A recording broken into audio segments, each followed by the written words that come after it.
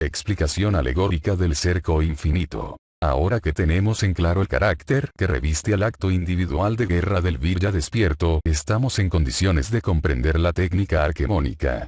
En efecto, el primer paso del Virya se concreta cuando aplica el principio del cerco en el Valplatz y establece una valla que divide al espacio en dos partes. En la figura 33 se ha representado simbólicamente tal situación. El asalto a la plaza se ejecuta en un solo acto imprevisto, cuando el kairos propicio lo decide.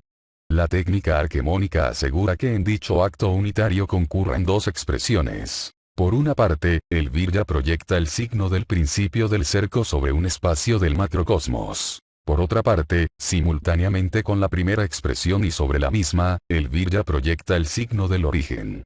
El efecto de tal acto es la producción de un espacio estratégico, o plaza, limitado por el signo del principio del cerco o ilimitado por el signo del origen.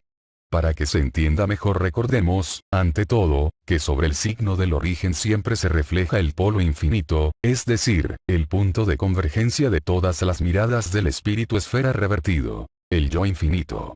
Pero el signo del cerco, por ejemplo un círculo como el de la figura 33, es arquetípico y, por lo tanto, finito. Al aplicar sobre su perímetro el signo del origen se está introduciendo en todos sus puntos el polo infinito, el infinito actual. ¿Qué ocurre entonces? Respuesta. La producción de un cerco infinito. El cerco infinito es quien determina el espacio estratégico del arquémona o plaza. En la figura 33 se han respetado las denominaciones latinas que utilizaba la Einerjar. El cerco infinito era, para los Berserkiren, el vallo obseso, es decir, una valla defensiva levantada contra el sitio enemigo. El vallo obseso separaba el Oppidum o plaza fuerte del Campus Belli, el campo de batalla o Valplatz. Cuando el Virya despierto asalta la plaza y se aísla tras un cerco infinito, queda planteada una Obsidium Belli, es decir, una Sitzkrieg, una guerra del sitio. Es entonces cuando se deja sentir la presión enemiga en toda su intensidad, intentando romper el cerco infinito. Sin embargo, tal como dijimos anteriormente, la conquista del arquémona es del todo imposible para el demiurgo a menos que la caída se origine en una falla estratégica del Virya, en un error interior, vale decir, a menos que el Virya quede en desventaja estratégica. Desde luego, tal catástrofe es más que probable si se actúa fuera del kairos. Sin duda ha de llamar la atención la enorme resistencia que parece poseer el arquémona, capaz de soportar el sitio exterior del demiurgo sin ceder en su función aisladora.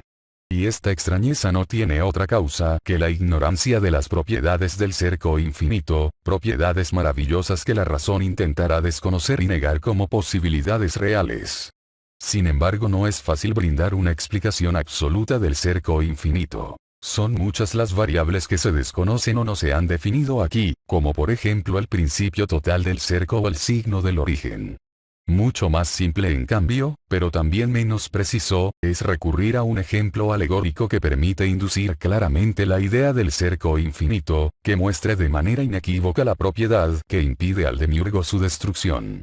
Seguiremos este último camino, sin olvidar que, al igual que con el principio del cerco, aquí estamos reduciendo a su mínima expresión un principio que tiene validez en la totalidad de planos, espacios, o mundos que integran el macrocosmos. Mas, si de este modo conseguimos que el paradójico concepto de cerco infinito se torne inteligible, el camino seguido quedará evidentemente justificado. La propiedad que vamos a explicar analógicamente es la siguiente. El cerco infinito no puede ser rodeado.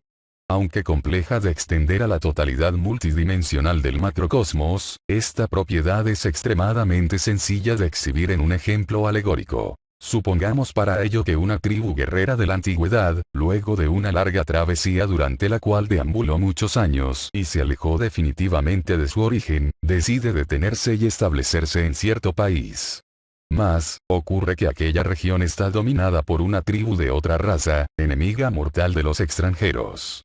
No obstante el peligro, los recién llegados acampan en territorio enemigo y comienzan a preparar la defensa. La base de la estrategia consistía en fortificar la plaza, de manera tal que, al cabo de algunos años de estadía, en el lugar escogido por los extranjeros se levantó una respetable ciudadela.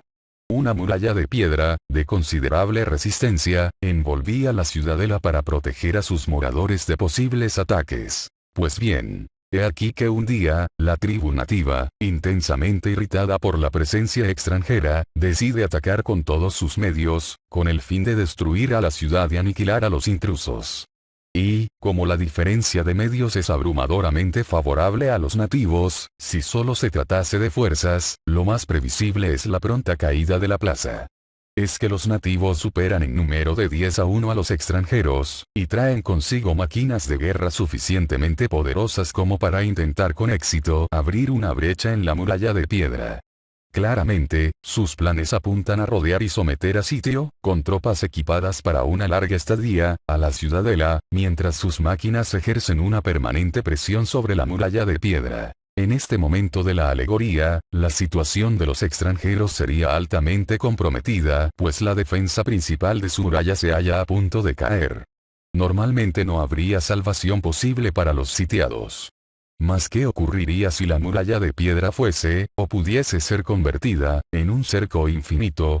Como lo comprobaremos enseguida, en la respuesta a esta pregunta, no se trata de resistencia ni de ninguna otra cualidad física la propiedad invulnerable del cerco infinito, sino de estrategia. El cerco infinito es invulnerable porque es un cerco estratégico, tendido por el espíritu para favorecer su propia reorientación. Supongamos entonces que dentro de la ciudadela la tribu extranjera cuenta con una élite de sacerdotes cainitas, vale decir, con viryas despiertos entrenados en la sabiduría hiperbórea. Cuando los centinelas informan que se acerca el ejército enemigo, los sacerdotes cainitas, mediante las técnicas adecuadas, proyectan sobre la muralla de piedra el signo del origen y producen un cerco infinito. A partir de ese acto, la guerra está perdida para los nativos. Y jamás podrán sitiar la fortaleza y, en cambio, correrán el riesgo de ser destruidos poco a poco, por causa de las salidas sorpresivas con que atacarán los sitiados. Para entender este vuelco en la situación provocado por el cerco infinito, hay que imaginar al ejército nativo tratando de rodear la muralla y sin poderlo conseguir de ninguna manera. Una escuadra, por ejemplo, es enviada por un jefe a apostarse frente a una torre. Los soldados llegan hasta ella y se disponen a acampar, mas, sin que nadie sepa explicar cómo, de pronto, comprueban que la torre no está donde creían sino en otra parte, más adelante o más atrás. Si aún falta un trecho, lo cubrirán pensando que se confundieron, que fueron víctima de una ilusión semejante a los espejismos del desierto. Pero si la torre resulta estar detrás, ninguno podrá creer con convicción que marcharon delante de ella sin verla. Entonces comenzará la murmuración y el temor supersticioso. Pero cuando la torre se encuentre nuevamente frente a ellos, y se vuelva a repetir la misma escena de su desplazamiento, el temor se convertirá en pánico. Especialmente cuando algunos soldados crean advertir una alteración de la muralla, como si algo en ella girase, algo que no es la muralla misma sino su forma. Esto es, la forma de las piedras, y no las piedras mismas, es lo que parece cambiar ominosamente ante la vista azorada de los rudos soldados. Y tratan de alcanzar una torre que siempre está distante. Y finalmente se detienen en cualquier parte, evitando mirar hacia la muralla hechizada, para ser duramente reprendidos por su jefe por no haber cumplido las órdenes impartidas. Y este es solo uno de los innumerables ejemplos que se podrían aportar para mostrar la imposibilidad de sitiar un cerco infinito. El ejemplo siguiente nos puede aclarar aún más las dificultades del rodeo. Una compañía de ingenieros zapadores nativos recibe la misión de circunvalar el perímetro de la fortaleza para observar y detectar sus posibles puntos débiles, con vistas a futuras operaciones de demolición.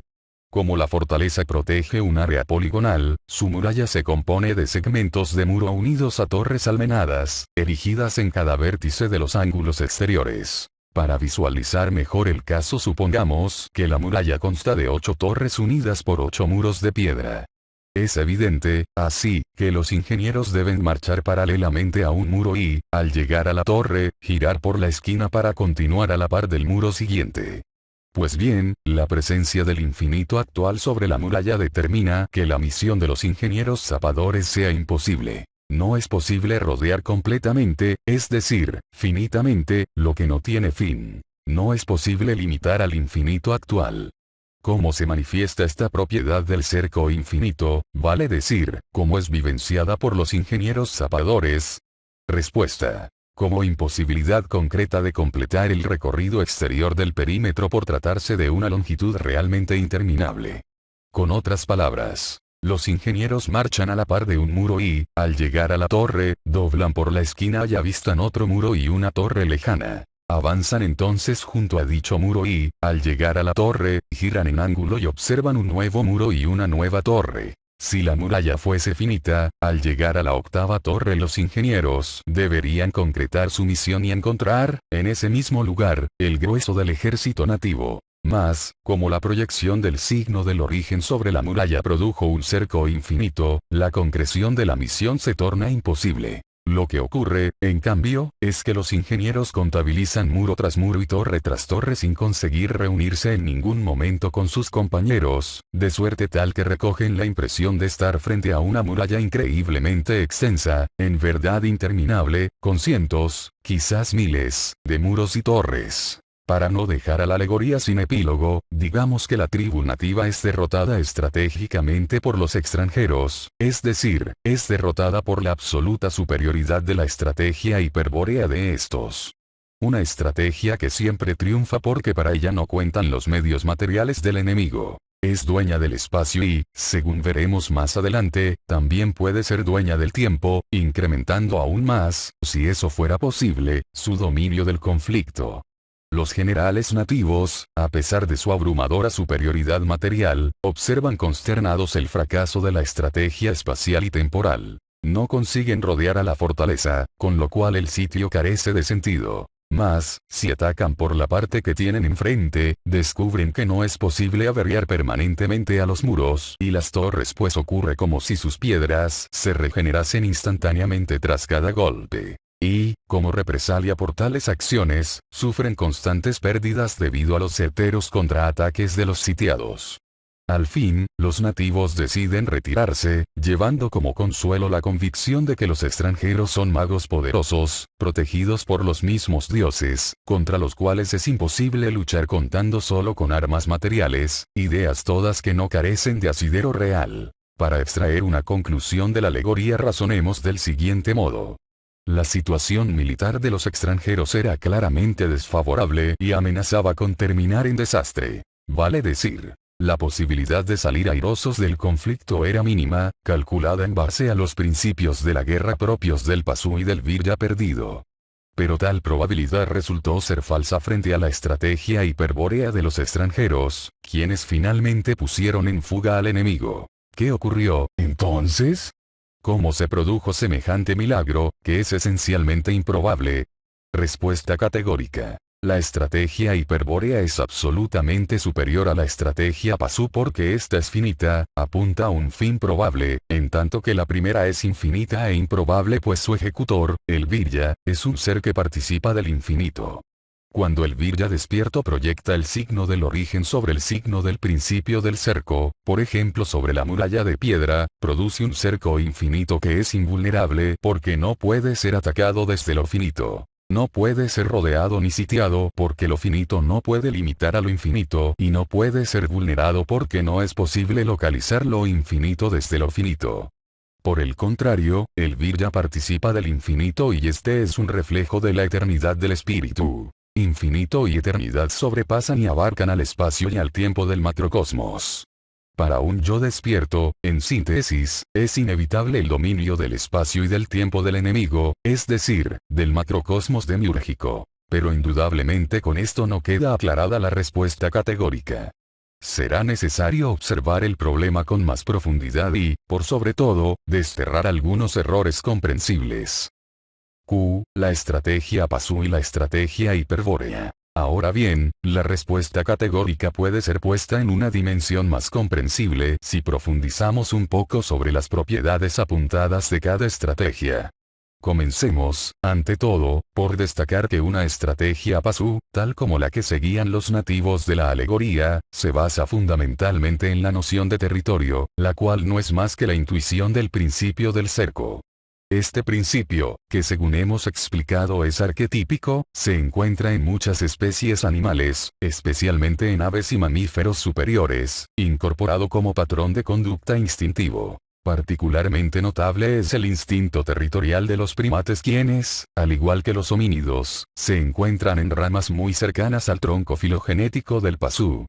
Esto demuestra que el animal hombre, el pasú, ha heredado por evolución el principio del cerco, el cual es un arquetipo que inicialmente interviene como patrón instintivo, pero al que luego la razón interpreta y esquematiza en la estructura cultural como principio matemático.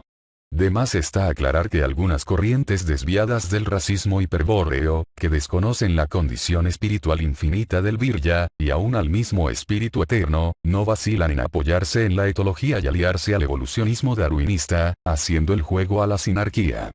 En su afán por justificar a ultranza el mito de la propiedad privada, estos racistas biologicistas que ignoran que el espíritu no evoluciona sino que es perfecto y eterno, motivados por un ingenuo e irritante egoísmo clasista, intentan afirmar una línea que parte del instinto territorial, se concreta con el dominio del territorio, se consolida con el instinto de propiedad, se perpetúa en la familia y la comunidad, y conduce finalmente a la nación y al instinto patriótico del nacionalismo. Pues bien, nosotros vamos a ratificar que todo esto es cierto. Pero es cierto para el pasú. En efecto, a menos que se padezca una excepcional impureza de sangre, no se dejará de notar que las ideas anteriores hieden a suprafinalidad, a designio, a plan evolutivo, a arquetipos, a jerarquías débicas, en fin a intención del demiurgo. ¿Y en qué fallan los famosos racismos biologicistas? Respuesta. En la ausencia total del concepto de mística. Por eso la sabiduría hiperbórea aconseja aplicar a todo racismo sospechoso la siguiente pauta crítica. Si el racismo es místico entonces es hiperbóreo y espiritual. En caso contrario, no lo es. Y quien sustente un racismo sin mística, aunque declame su pureza de sangre, no es más que un vil engañador, o un auténtico engañado, al servicio de infames oligarquías cuyos fines inconfesables son los mismos que los de la sinarquía judía. Pero estas duras palabras merecen una aclaración. ¿Qué debe entenderse por racismo con mística? Respuesta. El racismo es místico cuando es carismático pues, según se vio en el artículo El Cordón Dorado, la mística es una forma determinada por un ser, el carisma. Y el carisma es un agente acausal que conecta a todos los viryas por el hecho de su origen común, por su linaje hiperbóreo, en una vinculación carismática que reconoce un centro o principio en el líder hiperbóreo o fiber, es decir, en el virya de sangre más pura. La mística genera el hecho natural de la aristocracia de la sangre, la cual no pasa necesariamente por una clase social ni por una casta. Salvo que la sociedad esté organizada en base a la estrategia imperio universal de los siddhas hiperbóreos, que se estudiará en la segunda parte. En resumen, si hay líder carismático hay mística y si hay mística hay aristocracia de sangre efectiva, reconocida por el pueblo. Una aristocracia que no requiere ser probada con títulos y blasones, una aristocracia que se nutre del pueblo que lo sostiene y que cumple su rol de aglutinar a este carismáticamente, promoviendo la pureza de sangre y la elevación de la miseria material y espiritual en que se encuentra.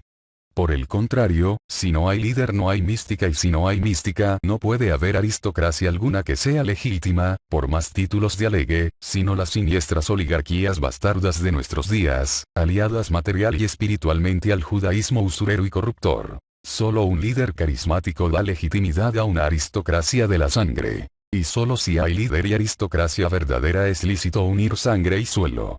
De aquí surge el derecho hiperbóreo de conquista, que no se basa en la fuerza física sino en la pureza de sangre, en el derecho espiritual a reinar sobre pueblos degradados y sin mística, quienes han perdido toda autoridad sobre el territorio que ocupan.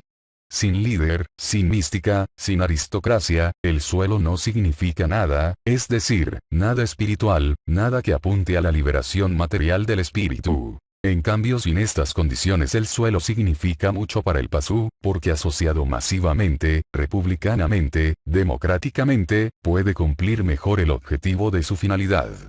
Un ejemplo de todo esto nos lo ha brindado recientemente el Führer, cuando legitimó carismáticamente a la única aristocracia de sangre del siglo XX, es decir, a la SS, cuyos miembros, de haber contado con el tiempo suficiente, habrían otorgado un sentido trascendente a la relación del hombre con el suelo basado en un auténtico racismo hiperbóreo, espiritual, y no meramente biologicista.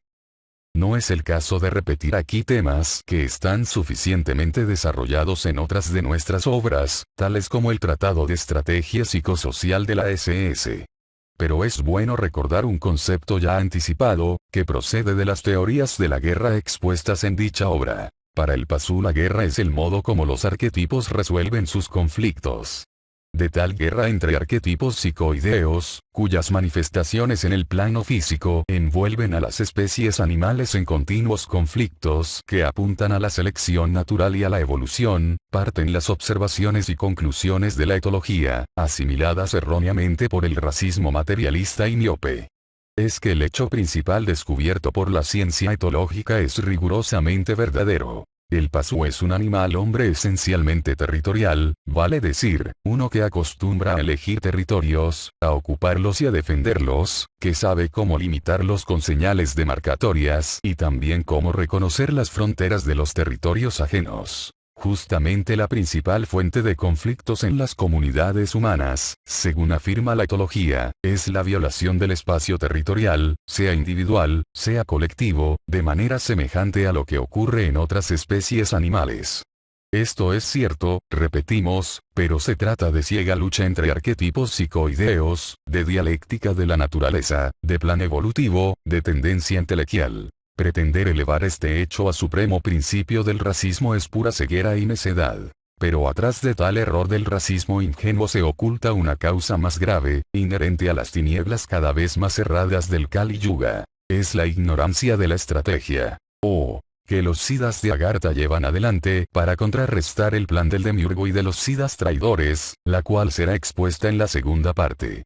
Dicha estrategia, que cuenta con la presencia del Graal, se propone dotar a las comunidades de Viryas de los elementos necesarios y suficientes como para que sus líderes carismáticos intenten una purificación conjunta de toda la comunidad racial, transmutando y superando las tendencias animales del Pazu que luchan, en la sangre, con la herencia del linaje hiperbóreo.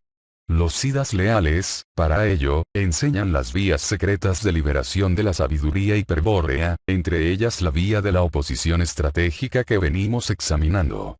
Tales vías permiten a los líderes, o a las élites de Viryas despiertos que los secundan en secreto, trazar las estrategias hiperbóreas. Entonces los líderes conducen a los pueblos hacia la mutación biológica que tiene por objeto su elevación espiritual, pero que solo puede darse en el marco de una mística, a menudo declarando la guerra total al enemigo, o empleando la guerra como instrumento de purificación sanguínea, como un medio para generar colectivamente la hostilidad esencial que convierte al hombre en héroe. Claro que esta guerra no es ni parecida al conflicto territorial del Pazu y no debe ser confundida. Así como la agresividad animal que exhibe el Pazu para defender su territorio no guarda relación con la hostilidad esencial del espíritu, ni se llega a esta por una refinación de aquella sino todo lo contrario, ambos tipos de guerra son esencialmente diferentes y opuestos. No podría ser de otra manera puesto que uno tiende a concretar la entelequia del Pazu, a cumplir con el objetivo macrocósmico de su finalidad consiguiendo que el espíritu cautivo lo eleve en la escala animal por evolución, y el otro tiende a liberar el espíritu cautivo, con lo cual tan siniestro plan queda definitivamente roto. Ambos conceptos antagónicos de la guerra se derivan de la estrategia Pazu y de la estrategia hiperbórea, pero, y esto no nos cansaremos de afirmarlo, solo con la última, en el marco de una mística, se da el hecho de la raza hiperbórea. El pueblo junto a su líder, junto al centro carismático que identifica metafísicamente a los hombres por el origen común en la sangre, por el linaje hiperbóreo. De otro modo solo hay raza biológica, meras diferencias genéticas de los cromosomas que revelan los planes arquetípicos de cada especie, es decir, la codificación química de un aspecto de los designios ónticos de las especies vivas. La mejor manera de aclarar la diferencia entre ambas estrategias es remitirnos nuevamente al principio del cerco y al símbolo del origen. El Pasu es un animal territorial porque emplea en todos los niveles de su estructura psíquica, racional, cultural y consciente, el principio del cerco, a menudo sin reconocerlo abstractamente como tal. El Virya, que hereda la parte biológica del Pasu, cuando está perdido, emplea como el principio del cerco. Por ejemplo, para separar una fuera de una dentro, un fondo de una forma, un continente de un contenido, etc., y, desde luego, para cumplir la función territorial, el revier, que consiste en proyectar un signo del cerco y poner sentido en un coto exclusivo, en una región que será ocupada, señalada y defendida. Hasta aquí el Virya perdido no se aparta de las leyes etológicas y de allí la confusión de los racistas biologicistas. Pero el Virya es un ente esencialmente dual. En su ser coexiste, junto a su naturaleza anímica, la manifestación trascendente del espíritu, al yo que refleja en mayor o menor medida al yo infinito. Es decir, en el Virya coexiste una herencia animal y una herencia hiperbórea. Cuando despierta, cuando la vinculación carismática del cordón dorado lo pone en contacto con los siddhas leales o con un líder y accede a las vías de la liberación, entonces el yo infinito se manifiesta en el símbolo del origen, dando lugar al Selbst y a la posibilidad de proyectar desde allí al signo del origen sobre el signo del cerco, produciendo un cerco infinito. Nace así la mística hiperbórea, la cual no es más que un cerco infinito con un contenido carismático, un espacio estratégico. El arquémona que produce el Virya como acto de guerra individual es, en verdad, una mística personal, en tanto que la mística racial es solo el caso general de aquella, la determinación de un arquémona o espacio estratégico para la transmutación y liberación espiritual de toda una comunidad carismática. He aquí, pues, la diferencia. El Pasu, como cualquier animal territorial, debe defender a muerte el territorio cercado, el cual puede ser atacado y violado desde todo ángulo puesto que la frontera no es real sino solo la proyección del signo del cerco, es decir, la exteriorización del principio del cerco, de un arquetipo de la mente que crea la ilusión de la separación fáctica en la línea fronteriza. El territorio del Pasu puede ser, así, sitiado, concretamente rodeado y circunvalado, y efectivamente violado y ocupado por un enemigo, tal como les ocurrió a los nativos de la alegoría con la invasión de los extranjeros hiperbóreos. El Pasu o el Virya perdido, si solo cuentan con el principio del cerco, podrán quizás sostener un territorio a pura fuerza, haciendo la guerra según una estrategia Pasu espacial y temporal como por ejemplo, en nuestros días, la Unión Soviética, pero jamás podrán crear una mística dentro de sus torpes fronteras, más imaginarias que reales. El Virya despierto en cambio, puede producir un cerco infinito invulnerable o una mística racial impenetrable, es decir, espacios estratégicos donde es imposible la acción enemiga. Ya mostramos en la alegoría la imposibilidad de sitiar o vulnerar un cerco infinito y ahora es claro por qué vencieron los extranjeros, en qué consiste la diferencia entre la estrategia Pasu y la estrategia hiperbórea que afirmaba la respuesta categórica. Los extranjeros dominaron la plaza y derrotaron a los nativos porque ellos disponían de una mística hiperbórea, a la cual concentraron sobre la muralla para producir el cerco infinito. Los nativos, por su parte, solo deseaban expulsar a los intrusos de su territorio, del área considerada como coto exclusivo de su tribu. Mas por carecer de mística, por realizar operaciones de guerra con una estrategia Pasu basada en el principio del cerco, fueron derrotados por la superior estrategia espiritual de los extranjeros. Ellos supieron proteger su espacio estratégico con un cerco infinito invulnerable. Y esto es algo que no puede hacer ningún animal territorial, por mucho que le pese a la etología y al racismo biologicista ni siquiera el Pasu. Pero sí lo puede hacer el Virya. Y lo puede hacer porque el Virya participa del infinito. Para terminar solo cabe agregar que la estrategia, de los siddhas leales contempla todos los aspectos de la mística racial, vale decir, todos los pasos estratégicos que debe dar necesariamente una comunidad de sangre pura para ir desde la confusión de los Viryas perdidos hasta la transmutación colectiva en Viryas despiertos y siddhas. Naturalmente, esto supone un enorme caudal de conocimientos que, sin embargo, fue patriotismo completo de nuestros antepasados Cro-Magnon, los supervivientes atlantes padres de la raza blanca. Este pueblo, al que la sabiduría hiperbórea denomina guardianes de la sabiduría lítica, legó una parte de sus conocimientos a los diversos pueblos de la preantigüedad que fundaron mezclándose con comunidades pasú también sobrevivientes, con esclavos de la Atlántida, y con otras tribus primitivas que encontraron durante su larga travesía que duró milenios. Pero este legado, debido al estado del planeta luego de la Guerra Total Atlante, no pudo ser transmitido de otra forma que como herencia cultural, la cual, naturalmente, se fue degradando y perdiendo con el correr del tiempo.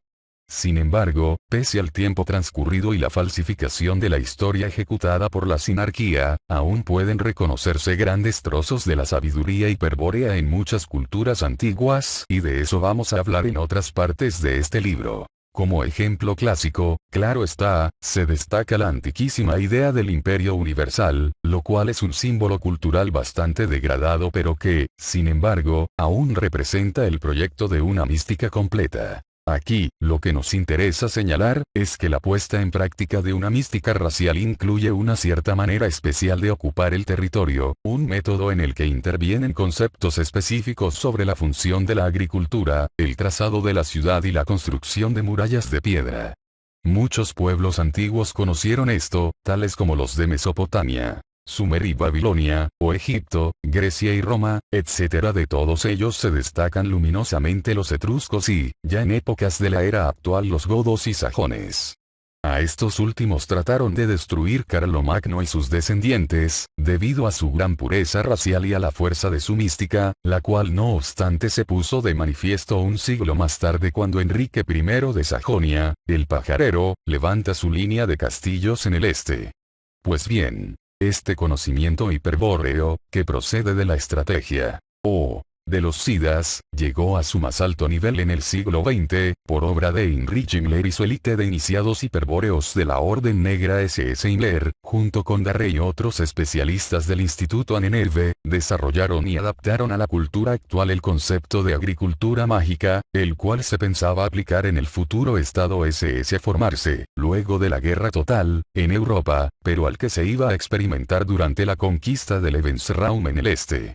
Y que la SS denominaba la vía de la oposición estratégica lo prueba entre otras, la construcción de los KZ.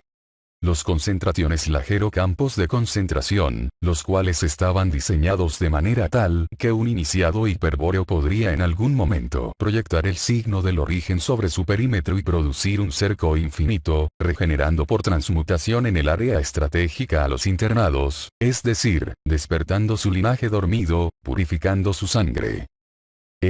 Conclusión sobre la técnica arquemónica. En el artículo P explicamos mediante una alegoría el concepto del cerco infinito y su propiedad de ser invulnerable frente al ataque enemigo.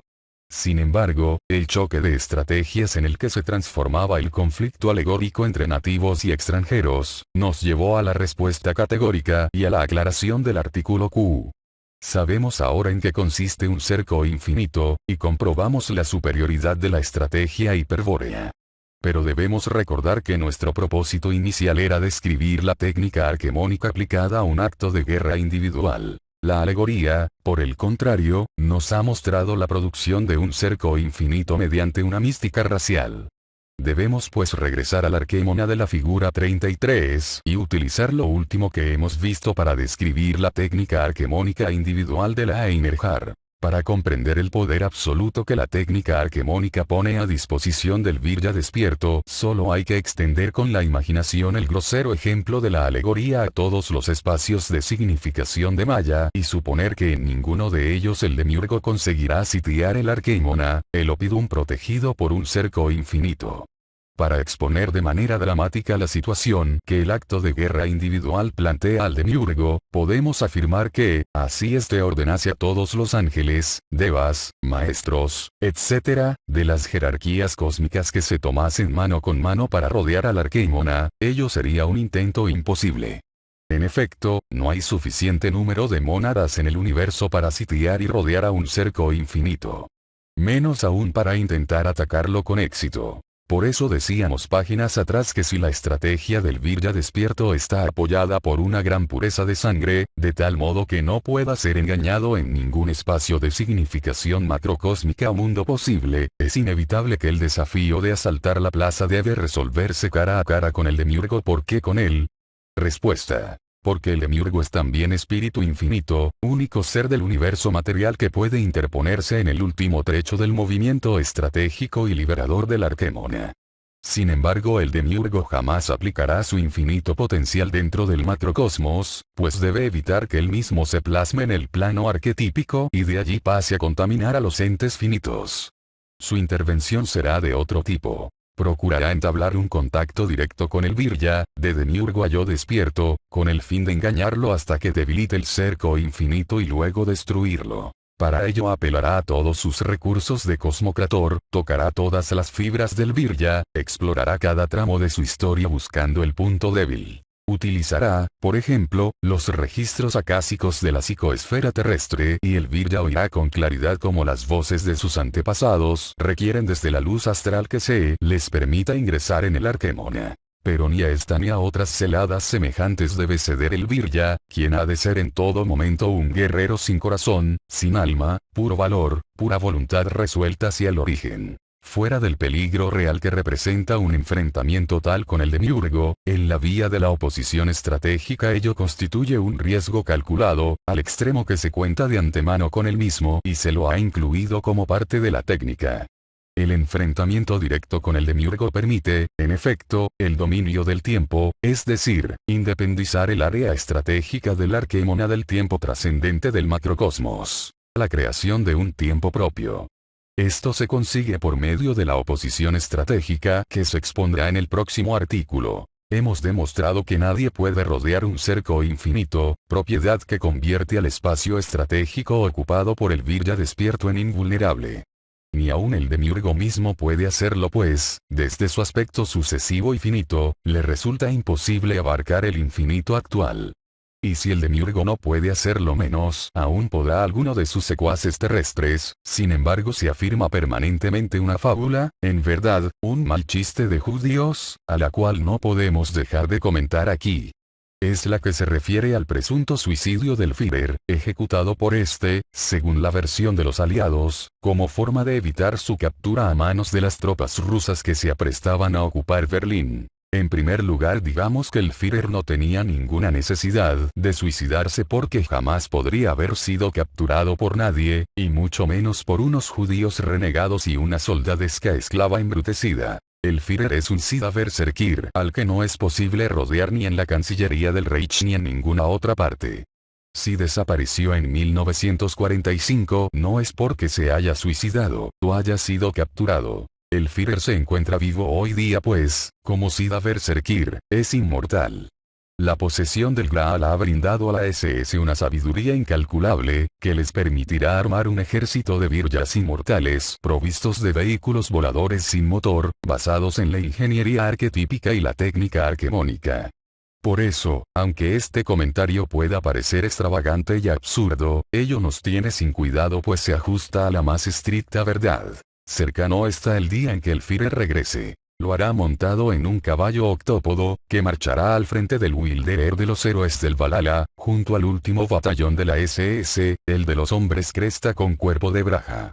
Y luego de una gran matanza selectiva, de la que solo se salvarán los que tengan sangre pura, se concretará la parucia de Cristo Lucifer. El gran venusiano, el jefe legendario de la raza espiritual hiperbórea, vendrá nuevamente a la Tierra para reinar sobre un pueblo de Viryas despiertos y transmutados. La oposición estratégica desde el Arquemona. Supongamos ahora que el Virya despierto, pleno de hostilidad hacia el macrocosmos, ha ocupado la plaza de la figura 33. Su primer paso, según ya vimos, es doble. Por una parte proyecta el signo del cerco sobre el Valle Obsesum, hecho que se confirma al reconocer la distinción entre plaza y Valplatz. Pero simultáneamente, por otra parte, proyecta el signo del origen sobre el Valle Obseso, dando lugar a la manifestación del polo infinito. Se produce así un cerco infinito en torno de la plaza, transformada ya en espacio estratégico apto para la liberación del Virya. Bien que se mire esta operación, se verifica lo que estudiamos en artículos anteriores. En la primera parte interviene un principio matemático, la herencia del pasú. En la segunda parte actúa, en cambio, el linaje hiperbóreo, la herencia de los siddhas ancestrales, es decir, el símbolo increado del origen. El cerco estratégico aísla al virya de todo espacio macrocósmico y le otorga la autonomía espacial, ese punto donde el guerrero puede descansar por un instante el brazo armado, detenerse en la lucha, y volver la mirada hacia el bril. Mas esta conquista no es aún definitiva, no libera completamente al virya, en tanto su cuerpo material, el microcosmos potencial, guarde alguna relación de simultaneidad, alguna sincronización, con el tiempo trascendente del macrocosmos. Es imprescindible, pues, evitar que la isotropía del tiempo trascendente invada el arquémona, que el arquémona sea sucesivo en él. Si se pudiese evitar esa presencia temporal del demiurgo, entonces la autonomía del microcosmos potencial podría ser completa, quedando aislado del espacio y del tiempo trascendente. ¿Es posible esto? Respuesta: sí, por medio de la oposición estratégica. Como en la descripción de todas estas operaciones se trata de casos en que interviene el infinito actual, ellas solo serán comprensibles en la medida en que el lector logre imaginar o intuir qué es lo que realmente ocurre en cada caso. Aquí trataremos de mostrar sintéticamente el principio empleado por la Einerjar para crear un tiempo propio, absolutamente local, en el arquémona. Para aproximarnos a la idea sintética de la oposición estratégica, razonemos de este modo. El vallo obseso es un cerco infinito. Ello significa, entre otras propiedades, que no puede ser rodeado porque no termina nunca. Es decir, el vallo obseso no puede ser una curva cerrada, debe estar abierta en algún punto, debe haber un extremo sin fin. Ahora bien, tal como se explicó en el artículo y del inciso anterior, estos argumentos son esencialmente equívocos, producto de la imposibilidad de la razón para comprender el infinito actual. El razonamiento, por ese camino, no puede llegar a otra conclusión que el infinito potencial, es decir, la postulación de la sucesión infinita. Para comprobarlo no tenemos más que buscar la sentencia consecuente de los argumentos anteriores. Entonces, el vallo obseso debe estar constituido por una sucesión infinita de puntos, los que pueden agregarse indefinidamente en los extremos de la curva. Pero esta conclusión es falsa, pues supone no un infinito actual, presente, completo en todo momento, sino un infinito potencial, al que se tiende por agregación extrema, es decir, por aumento de extensión. Y tal falacia la produce la razón porque no dispone de arquetipo del infinito actual con el cual conformar un esquema. Su conclusión, por lo tanto, aunque eminentemente lógica, es irreal. El infinito potencial, que es un concepto cultural, es decir, sistemático y racional, no puede comprender al infinito actual, real y perfecto, del vallo obseso. Y como debe entenderse, pues, el infinito actual, si no es posible comprenderlo racionalmente. Respuesta: en principio hay que asumir que todo concepto del infinito actual ha de presentar una estructura paradójica, vale decir, una estructura que resultará ambigua y hasta contradictoria para la razón. Con esta advertencia digamos que el infinito actual, por ser perfecto, es simple. Esto es, no puede ser dividido, ni siquiera por la razón. Y, desde luego, no es una sucesión infinita. El vallo obseso no se compone de puntos ni de partes. Como cerco infinito todo él es infinito. Su curva no presenta abertura en parte alguna, es continua, y sin embargo es infinita. La cualidad de ser indivisible conduce a una paradoja real, la cual ha de servir como ejemplo de cuanto venimos diciendo. En efecto, durante su permanencia en el macrocosmos, mientras subsiste en el tiempo trascendente, el vallo obseso es óntico, vale decir, es un ente infinito, absurdo e increado pero real. O sea, en tanto que ente infinito, el vallo obseso es perceptible, capaz de impresionar la esfera sensible de un observador. Pero es sabido que todo observador de un ente extenso solo puede percibir de él un aspecto en perspectiva, vale decir, una parte del ente. Si contemplamos la cerca que rodea aquella casa, solo percibiremos una parte de la misma. No podremos ver, por ejemplo, el tronco que está plantado por detrás de la casa. Esta imposibilidad es real e inevitable, debido a que los órganos sensoriales no permiten aprender los entes en forma volumétrica e integral. Y aquí, en el choque de dos realidades opuestas, es donde hallamos un concepto paradójico que, sin embargo, revela otra propiedad del cerco infinito. Nos referimos a que si el observador del vallo obseso percibe realmente una parte de él y si el vallo obseso, por ser perfecto infinito actual, no puede ser realmente dividido, nos hallamos frente a la conclusión paradójica de que, se observe desde donde se observe, del cerco infinito siempre se percibirá el todo. O también, en la percepción del infinito actual la parte contiene al todo. Desde luego, la conclusión paradójica encomillada constituye desde antiguo el principio hermético de la magia. Quien observe un arquémona, que aún subsiste en el tiempo trascendente, verá, a la vez, un aspecto, una parte, y el todo del cerco infinito. De allí las ilusiones y efectos paradójicos que sufrieron los nativos de la alegoría frente a la muralla infinita. Naturalmente, es imposible circunvalar un ente que es el mismo en todas las partes observadas. ¿A dónde nos conduce la comprobación de tan insólita propiedad del cerco infinito? Respuesta. A la posibilidad que dispone el Virya despierto de practicar la oposición estratégica desde el arquémona y neutralizar la isotropía del tiempo trascendente. Para comprender esta posibilidad debemos imaginar una situación y plantear una pregunta. La situación es la siguiente. El Virya despierto, en el arquémona, tiene ante sí al cerco infinito. Él, como cualquier observador exterior, ve la totalidad del cerco infinito. Pero ocurre que el cerco es infinito porque él proyecta el signo del origen sobre el vallo obseso, y que, tal proyección, la efectúa sobre el mismo punto que observa. Quiere decir que lo que realmente ve el Virya despierto es el polo infinito sobre el cerco, que por eso es infinito, mire en la dirección que mire. Se entiende entonces que, para el Virya despierto, solo importa el punto de proyección del signo del origen, sobre el cual está concentrada su atención. No debe preocuparse por lo que sucede a sus espaldas, por ejemplo, porque en el arquémona no hay adelante ni atrás. Todo el cerco está en el punto de su atención, bajo el polo infinito. Pues bien, si todo el cerco está bajo su punto de observación, ello implica que el tiempo trascendente solo puede ser isotrópico en esa dirección. Es comprensible que así ocurra porque bajo el signo del origen se encuentra el signo del cerco y el cerco real, ahora convertido en infinito, el cual, aun cuando está concentrado en un punto simple, no deja por eso de subsistir en el tiempo trascendente.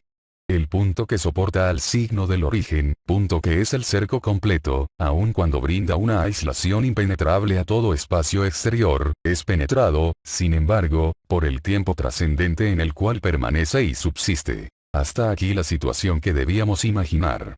Formulemos ahora la pregunta obvia: ¿es posible evitar la isotropía del tiempo trascendente en la dirección del punto de proyección del signo del origen?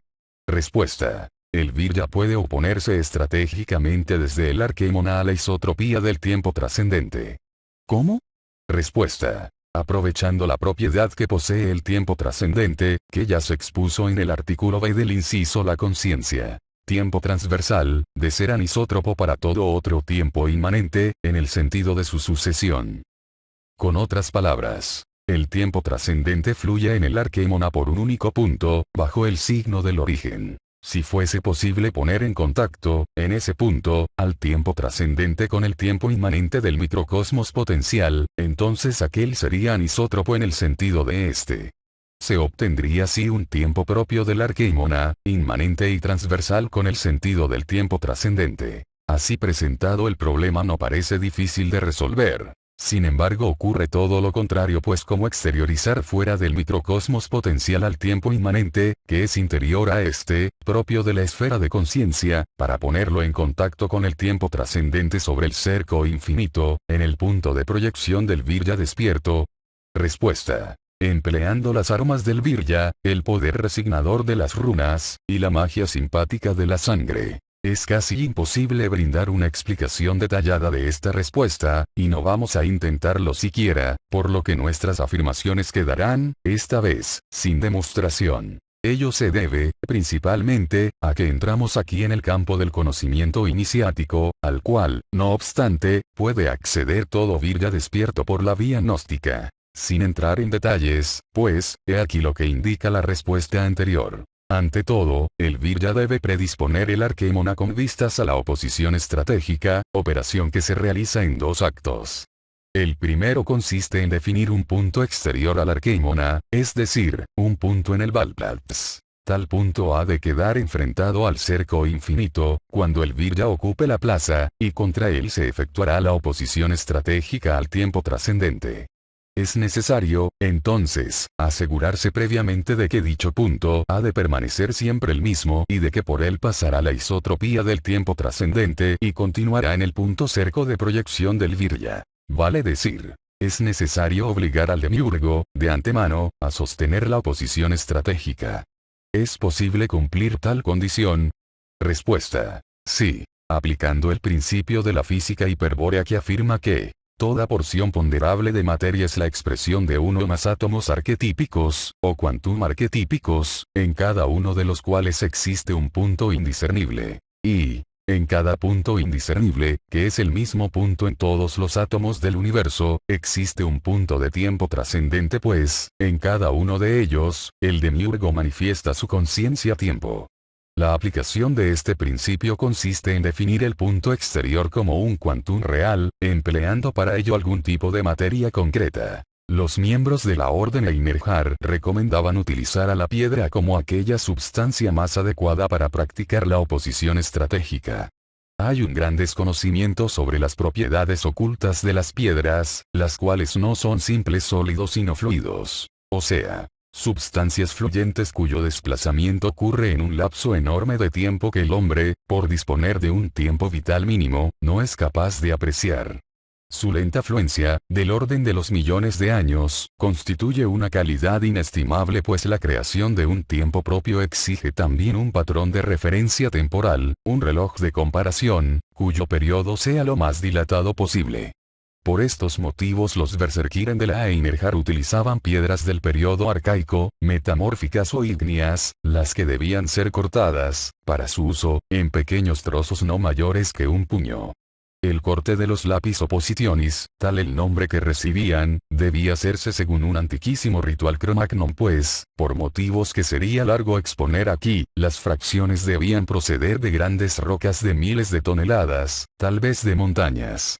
El uso de antiguos cristales preciosos, como el diamante o la esmeralda, también es posible, pero ello requiere el conocimiento de una técnica especial. Para cumplir con el primer acto de predisponer adecuadamente el Arquémona, el Virya despierto ha de transportar siempre consigo su lápiz oppositionis, hasta el momento en que el Kairos le impulse a ocupar la plaza. Entonces debe depositar el lápiz en el Valplatz, como punto exterior de referencia temporal y de oposición, y producir el cerco infinito. Sin embargo, con esto no se ha completado aún el primer acto pues, por ejemplo, el punto exterior, el lápiz oppositionis, podría ser desplazado de su sitio por una maniobra del demiurgo o, inclusive, ser desintegrado. Es preciso pues estabilizar el lápiz, otorgarle permanencia segura en el Valplatz, y para eso están las armas del Virya, las runas de Wotan. En la figura 33 se ha señalado simbólicamente, con la inscripción Signum Saxo, a la runa que resigna y soporta el lápiz oppositionis en el Valplatz. Dicha runa ha de ser plasmada antes de ocupar la plaza, o en ese mismo momento, y sobre ella se ha de depositar el lápiz oppositionis. De este modo se cumple el primer acto. El segundo acto lo realiza el Virya cuando proyecta el signo del cerco. Con su propia sangre, mediante una herida que se practica con su espada para tal fin, resigna el cerco con una runa, justo frente al Signum Saxo. En la figura 33, con una runa ciega intercalada en el perímetro del vallo obseso, se ha representado simbólicamente tal disposición. Se completa así el segundo acto que predispone al Arquémona para la oposición estratégica. Solo resta agregar que la runa de sangre, como toda runa, debe ser expresada fonéticamente a la par que plasmada significativamente. Vale decir, el sentido resignador que la runa pone en el ente ha de ser expresado mediante la palabra justa, una palabra que, naturalmente, pertenece a la lengua de los pájaros. Ya explicamos de qué manera la técnica arquemónica permite al Virya despierto aislarse espacialmente del macrocosmos. La oposición estratégica, lograda merced a la predisposición que hemos descrito, le permite también aislarse temporalmente, subsistiendo en un tiempo propio, inmanente al arquémona. Y estamos ya en condiciones de mostrar en forma completa tal operación de oposición estratégica, comenzando por el principio. El Virya, en efecto, ha plasmado una runa de sangre sobre el perímetro del cerco real y, sobre él, proyecta luego el signo del cerco. Viene ahora la proyección espiritual del signo del origen sobre el signo del cerco, en un punto de proyección sobre el cual concentra su atención. Pues bien, tal punto de proyección coincide con la runa de sangre. O, con otros términos, el signo del origen es proyectado sobre la runa de sangre del signo del cerco. En consecuencia, cuando la manifestación del polo infinito sobre el signo del origen produce un cerco infinito, en una región del punto de proyección se constituye la fenestra infernalis. ¿Más qué es una fenestra infernalis? Respuesta. La región del cerco infinito de mayor aproximación al Valplatz. En ella tiene lugar el contacto entre el tiempo trascendente del macrocosmos y el tiempo inmanente del arquémona. La fenestra infernalis es así un verdadero umbral del tiempo, un límite que el tiempo trascendente no atraviesa debido a su anisotropía esencial. El tiempo trascendente fluye constantemente por el punto indiscernible del lápiz oppositionis sin atravesar jamás la fenestra infernalis. Es decir, el tiempo trascendente, que es el permanente fluir de la conciencia del demiurgo, no puede contener el arquémona temporalmente autónomo. O bien, el demiurgo no puede determinar al arquémona en ningún grado de su intención. Y este efecto sorprendente se produce por causa de la runa de sangre, por la propiedad simpática de la sangre humana que permite al sujeto anímico evolutivo, al alma, manifestarse también en la sangre de la runa y exponer su temporalidad inmanente esencial. Esa presencia anímica en la runa de sangre es la que inevitablemente provoca la anisotropía del tiempo trascendente y aísla temporalmente al Virya despierto, permitiéndole subsistir en su propio tiempo inmanente. Y llegamos así al núcleo de un gran misterio, sobre el cual advertimos que no se podían brindar mayores detalles. Lo único que podemos hacer ahora es proponer una pregunta, cuya respuesta contiene, sin dudas, la clave del misterio. Pero a tal respuesta solo hemos de aludir de manera simbólica. La pregunta es, ¿de qué substancia consiste un cerco infinito? Respuesta. Un cerco infinito se puede producir con cualquiera de las 5 esencias simbólicas: aire, agua, piedra, fuego y sangre.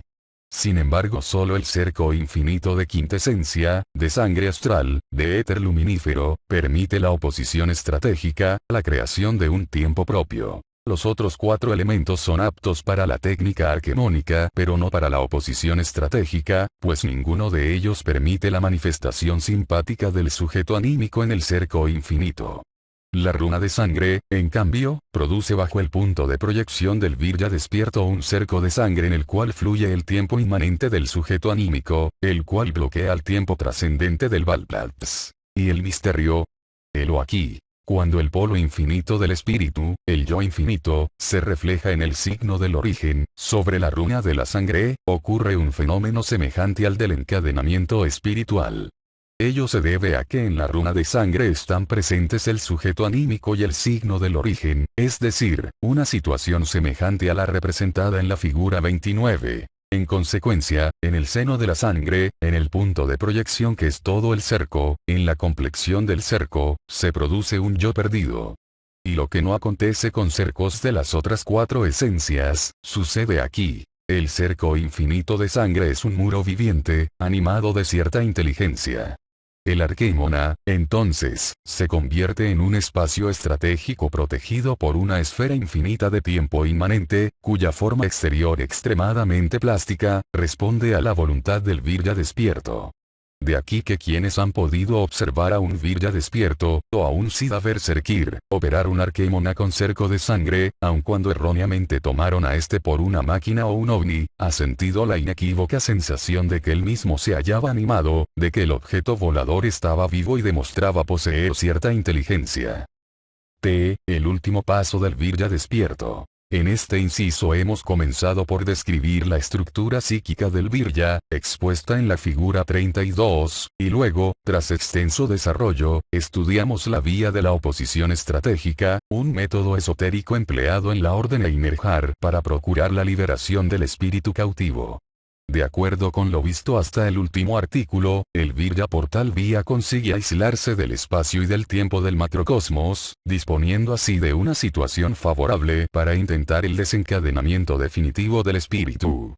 Nos faltaría pues observar ese último paso del Virya despierto. Sin embargo, no parece conveniente concluir la vía de la oposición estratégica con un estudio semejante, que corresponde en verdad a la culminación de toda vía de liberación, sea esta o cualquier otra. Trataremos pues el tema por separado. Suponiendo que por una vía de liberación determinada el Virya despierto ha llegado a situar su yo despierto permanentemente en el Selbst, desde donde intentará reorientar al espíritu y transmutarse en Siddha Berserkir. En el próximo inciso estudiaremos tal posibilidad.